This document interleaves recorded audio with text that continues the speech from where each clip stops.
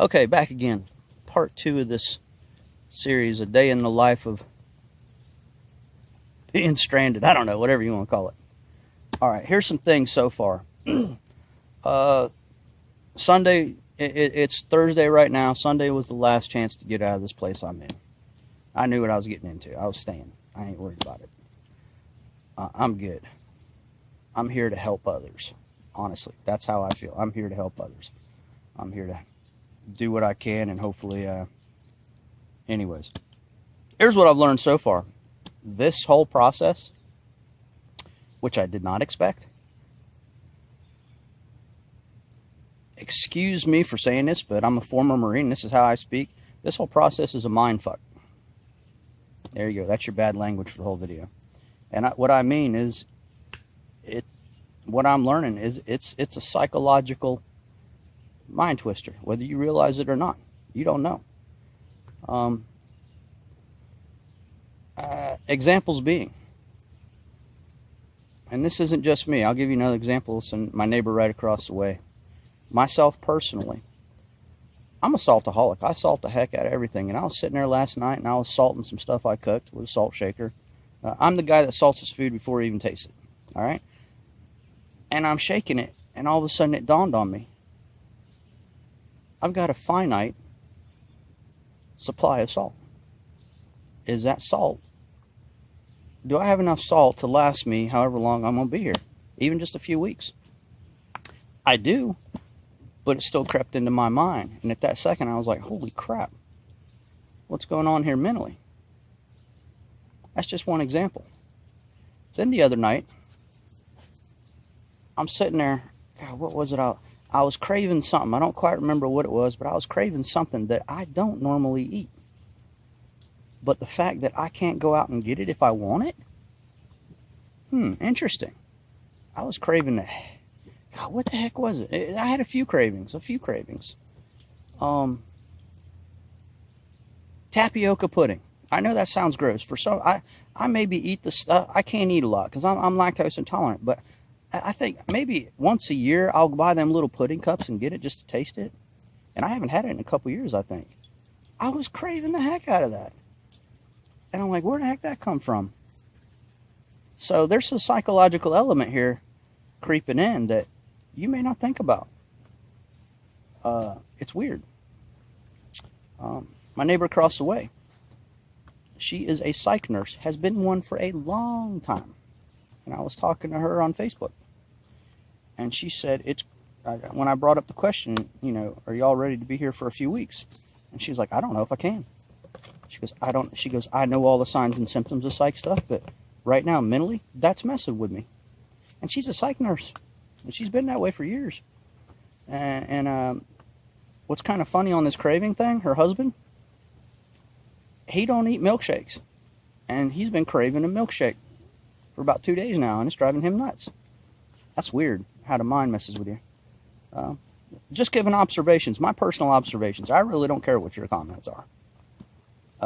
Because I know I'm going to have people come on here, well, this, that, and the other, and they're armchair quarterbacking it, and they're sitting back in their little comfy home. Whatever.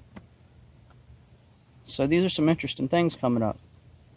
Here's the other thing I noticed psychologically wise. And if I talk funny and say screwed up words, don't think I'm stupid, because I ain't. I honestly got a TBI. That's a whole other story. It's weird. I'm babbling because I ain't got nobody else to talk to. It's weird. It's affected certain things in my speech and grammar, and that's no excuse. My grammar sucked before, but it's really worse now. But anyways, I'll stumble sometimes. There's quite a few weird things kicking up. I won't say so much paranoia, but I'd say I'm a lot more alert to things happening around my property. I want to give you an example. Other than the people that live on the direct street and their properties, maybe some of the biggest ones go back up into the woods, 10 acres. Everything behind that is Forest Service or tree companies that own it. So there's a lot of land around here. And when I say more aware in a security sense, As in, I've got 4 dogs that alert me to just about anything. And they've been alerting a lot. Now, granted, the water's pushed up a lot of animals. I've seen more deer coming up through my property and more animals than I've ever seen. The animals are just like, screw it, I'm over it. If you see me, you see me. They're not trying to hide. They're just trying to get away from the water. But psychologically, you just get this security sense.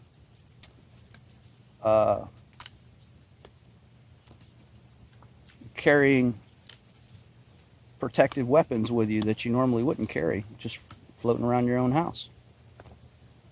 Anyways, that's another mind bender that's kind of coming to light. It's interesting. Okay, another note, things I'm noticing. I got a Jeep. Took it through some high water today. High water being the hood of my Jeep is 40 inches off the ground. The water was coming over it. Ain't doing that again. What I'm noticing out here, and I've neglected this part, I've got a 4-wheeler. I've got a Prairie 700. And I haven't run it for about 2 years because I just didn't want to work on it because it's having carburetor problems. 4-wheelers are king. 4-wheelers, listen to me, having a 4-wheeler is king in a situation like this. They're like cars going up and down the road now. Everybody's got a 4-wheelers using them. You can go up the ridge and over the backside of the ridge, and if you had to, you could escape and probably a good 4-wheeler ride away, an hour, hour and a half away, you could get to some sort of resemblance of a town or store or something. But problem is, roads are flooded, so you're not going to get out to escape. You're not going to get out to get medical attention. You're just riding a ride. But 4-wheelers are going up and down the road so people can visit and people can go and do things like that. So 4-wheelers are king. They honestly are. Because me just riding up and down the road, literally, when I was checking the water levels over, I don't know, 3 days, and it was maybe be gone for 15, 20 minutes, I burned up a quarter tank of gas in my Jeep. So I don't want to ride it no more. I've got extra gas, but that was a lot of gas to burn up. Just 15, 20 miles an hour up the road. All right, I'm going to stop this one. It's getting too long. I'll start another one. Part 3 is coming. Bye.